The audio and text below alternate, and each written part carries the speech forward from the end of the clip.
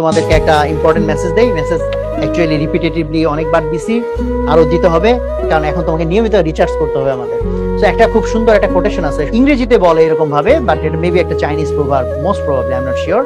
সেটা হচ্ছে success doesn't depend on how fast you can run or how long you can jump, বা অনেক ক্ষেত্রে বলছে how high you can jump, rather success depend on how good you can bounce. মানে খাঁটি বাংলায় যদি তর্জমা করি, অর্থটা দাঁড়াচ্ছে এরকম যে কে সফল হয় এটা প্রথমত এইটার উপর ডিপেন্ড করে না যে সে কত জোরে ছুটতে পারে, বাকিদের চেয়ে তার স্পিড অনেক বেশি, অর কে কত উপরে লাফ মারতে পারে, তার সক্ষমতা অনেক বেশি। রেদার বলছে সাকসেসফুল তারা হয় যারা ভালো বাউন্স খাইতে পারে। বাউন্স খাইতে পারে মানে কি? বাউন্স তো বুঝো, তাই না? একটা জিনিস পড়ে গেছে আবার উঠে দাঁড়াচ্ছে। এই কথাটা কথার কথা না, বিকজ আমি শুধু আমার লাইফে দেখছি না, তুমিও যদি তোমার চারপাশে ইভেন তোমার সিনিয়রদেরকে জিজ্ঞেস করো, আমাদের স্কুল কলেজে ফার্স্ট হওয়া প্রচুর ছেলে পেলে আলটিমেটলি ভবিষ্যৎ লাইফে গিয়ে খুব একটা ভালো করে না। ওয়াইরাস সোসাইটির মধ্যে তুমি উল্টা এক্সাম্পল প্রচুর পাবা যে স্কুল কলেজে তেমন ওয়ান্ডারফুল রেকর্ড ছিল না, কিন্তু পরবর্তী লাইফে গিয়ে ব্যাপকভাবে শাইন করছে। হ্যাঁ, এটাও সত্যি, স্কুল কলেজে ভালো করা ছেলেপেলেরাও প্র্যাকটিক্যাল লাইফে ভালো করে। মিডিওকার ভালো তো সবাই করে, মানে ট্রুলি অনেক ভালো করা যেটাকে বোঝাচ্ছি। বাট অনেক ক্ষেত্রে তুমি মেজরিটি ক্ষেত্রে পাবা যারা স্কুল কলেজে অত গুডি বয় ছিল না, সবসময় ঠিক অত বেশি কন্টিনিউয়াস ভালো রেজাল্ট রাখে নাই, বাট প্র্যাকটিক্যাল লাইফে গিয়ে তারা অনেক বেশি দূরে চলে গেছে। এবং আমার দেখা তো প্রচুর এক্সাম্পল আমি আমার লাইফে দেখছি। কারণটা কি? কারণটা হচ্ছে আমি গুডি বয়দের ক্ষেত্রে যেটা দেখছি, যারা হচ্ছে ক্রমাগত ফাস্ট হচ্ছে, এদের মেইন প্রবলেম হচ্ছে এরা ফেইলুরকে হ্যান্ডেল করা শিখে নেয়।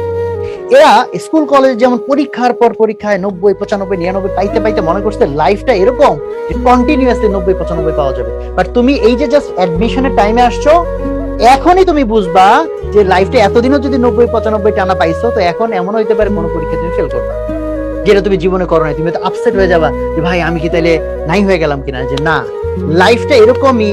লাইফে যখন তোমার হচ্ছে কিনা বল লিমিট ক্রস করতে হয়, যখন তোমার ট্রুলি গ্রোথ আসতে হয়, তখন তোমার অনেক স্ট্রাগল, এমন স্ট্রাগলে পড়বা যে তুমি ফেল করবা, এমন স্ট্রাগলে পড়বা তোমার মধ্যে পেইন আসবে। লাইক তুমি এতদিন এফোর্টলেসলি 3 ফিট পার হয়ে গেছে, এখন হয়তো বারটা 3.5 ফিট হয়ে গেছে, তুমি ধাক্কা অনেকবার খাবা। তো যে জীবনে কোনোদিন ধাক্কা খায় নাই, পড়ে নাই, সে তখন কি এমন আপসেট হয় যে সে অনেক জোরে ছুটতে পারছে এতদিন, অনেক উঁচুতে জাম্প করতে পারছে এতদিন, কিন্তু সে বাউন্স খাওয়াটা শিখে নাই। এবং এই জাস্ট কোয়ালিটিটা যে বাউন্স খাওয়া শিখে নাই, এইটা ল্যাকের কারণে তারা আর ঘুরেই দাঁড়াইতে পারে না। একবার তো পড়ছে আর উঠে দাঁড়াইতে পারে না।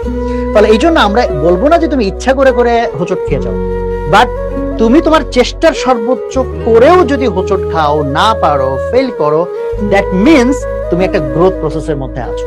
তোমার উপর এমন প্রেসার দেওয়া হয়েছে যে প্রেসারটা তুমি আগে কখনো নাও নাই। তোমার এখন কি হবে? লিমিট ব্রেক হবে, নতুন মাসল গ্রো করবে ব্রেনের ভিতরে, তোমার অ্যাবিলিটির ভিতরে নতুন মাসল গ্রো করবে।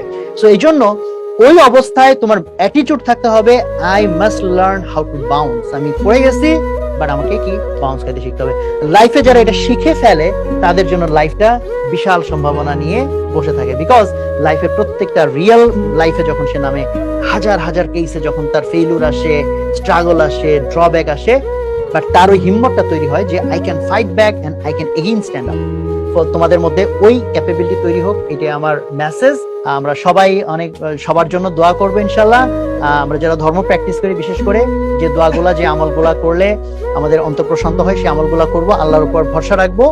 এফোর্টের মালিক তুমি, রেজাল্টের মালিক তুমি না। তোমার কাজ এফোর্ট দেওয়া। তো তুমি নিজেকে প্রত্যেকদিন জিজ্ঞেস করবে, আজকের দিনটাতে আমি আমার বেস্ট এফোর্টটা দিছি কিনা। ঠিক আছে, এটা হচ্ছে তোমার কাজ। আজকের দিনে যদি তুমি বেস্ট এফোর্ট দাও, আলহামদুলিল্লাহ, you just keep trying. So তোমাদের যদি হোঁচট আসে, বাউন্স খাওয়া শেখো। তো আজকের মতো এখানেই থাকলো। শুভকামনা সবার জন্য। আসসালামু আলাইকুম ওয়া রাহমাতুল্লাহ।